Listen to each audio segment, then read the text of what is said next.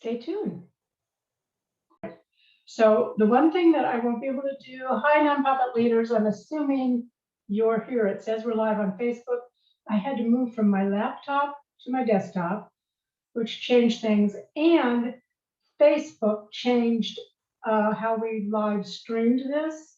So somehow I'm no longer able to see the comments, but in spite of that, I want you to post in the comments if you're here, just say I'm here so that we can see that.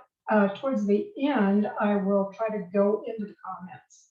That's the only thing I can think of to do. Okay. Anyway, welcome to all of our nonprofit leaders. I'm Nancy Manning, founder of Priority Mission and Austin Nonprofit Meetup. And before I introduce our guest, I want to refer you to the link in the comments, which I think I successfully posted. And I want to very much encourage you to read this article. When you go on, when you click on it, it's going to take you to a page where you have to probably put in your email and then submit. It comes to the article will come to your email box. Really want to encourage you to read it. It's definitely the best article I've read on this topic. The study is amazing. The results were really interesting. You're going to find it super helpful. And it was co-authored by our guest, Brandy Keller. Brandy, you have your microphone off, so you can turn it on because I want to introduce you. Brandy Keller, Vice President, Product Education and Nonprofit Solutions at Community Brands. Welcome, Brandy. Tell us about yourself and Community Brands. Sure. Well, thanks for having me here today. I'm really excited to talk about donor loyalty. It's one of my favorite topics of all time. I am our VP of Product for our Education and Nonprofit Solutions at Community Brands. I come from the nonprofit space as a lifelong volunteer. I've served on the boards of a few nonprofits here in Austin, Texas, including the Friends of Austin Animal Center.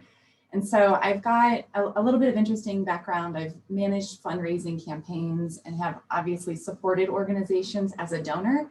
But I've also worked with nonprofits for the last 11 years at Community Brands to understand how organizations fundraise and how technology can help them.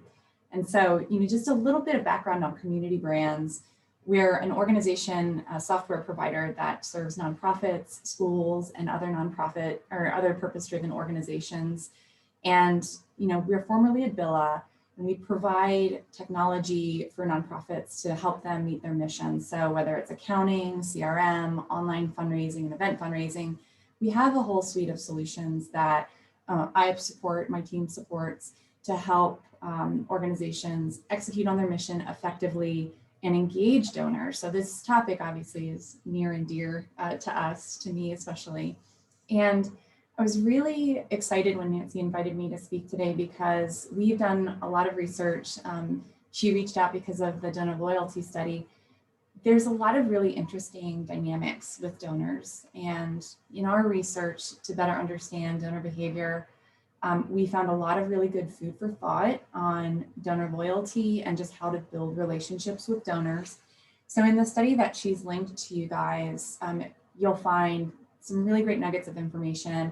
I'll provide a little bit of background and some key takeaways as food for thought, but definitely recommend you take a look at the full study for more insight and more best practices.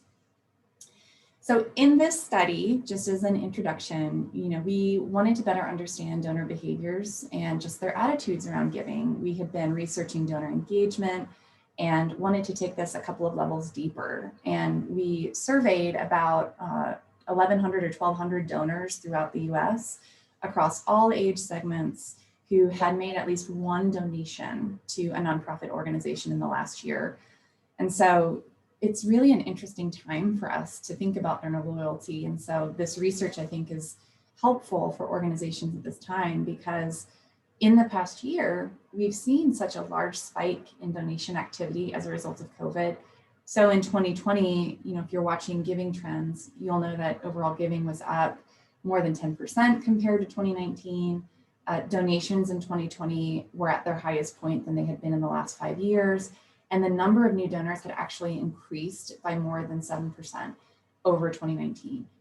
But in that, and all that great giving momentum, overall donor retention was actually down, which really translates to the fact that even though we've seen a surge in support, some of those donors are not giving on a repeat basis. And so loyalty is more important than ever for nonprofits as they're looking ahead.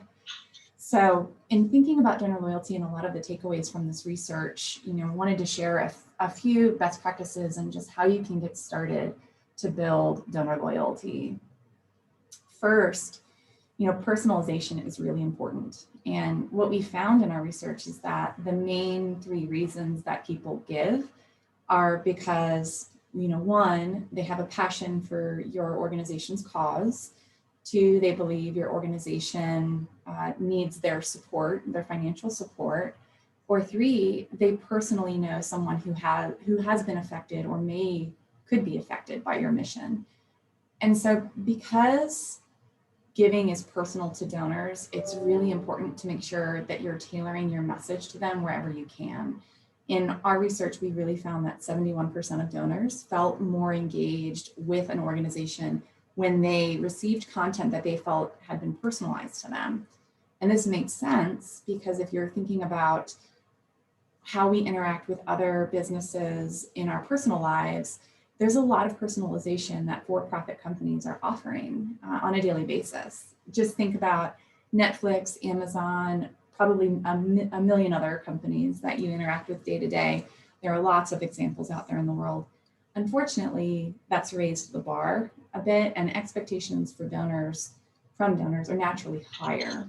So step 1 to really building donor loyalty is personalization. And for some organizations, this feels really intimidating. How do you get started with personalization? I always recommend starting small. So, look back at your donor communications, make sure that you are including your donor names in your greetings. And this is really basic. Make sure they're not misspelled.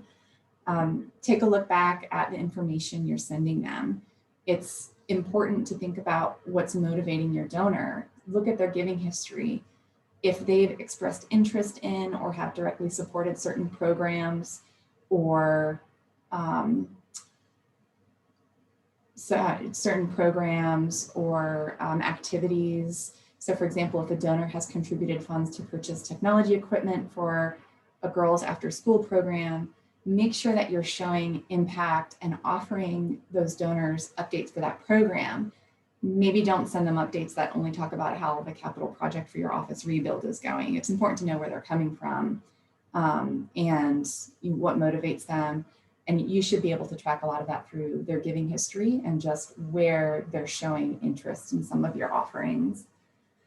And then secondly, I definitely recommend looking at content and making sure that it's timely and relevant and clear. This feels like a no-brainer, but oftentimes organizations just don't have the time to sit down and really think through a lot of the content in their planning, in their marketing, and their messaging.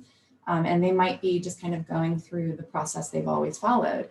It's worth doing a bit of a sanity check because 75% of donors that we surveyed said that they had considered stopping their support for an organization if they felt the content was vague, irrelevant, or even inconvenient. So this is just a great signal that you should think about how to keep your content short, snappy, make sure that the formatting of your communications, your newsletters displays well on either a browser or a mobile device, and to try and include some visual elements like pictures or video wherever possible. So it's not just running text, it's a little more visually appealing. I know a lot of organizations have been hearing this for years. Not everybody is there yet. So it's definitely worth making sure that you're dusting that off and thinking through that.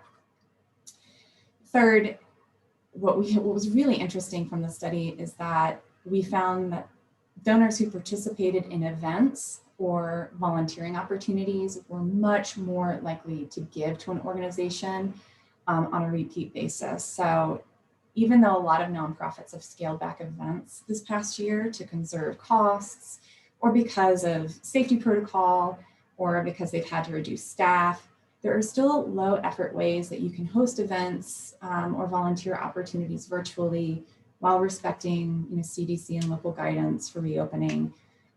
We see this through organizations hosting virtual streaming events. Right now Nancy's streaming on Facebook Live. That's something your organization can do if you haven't tried that already.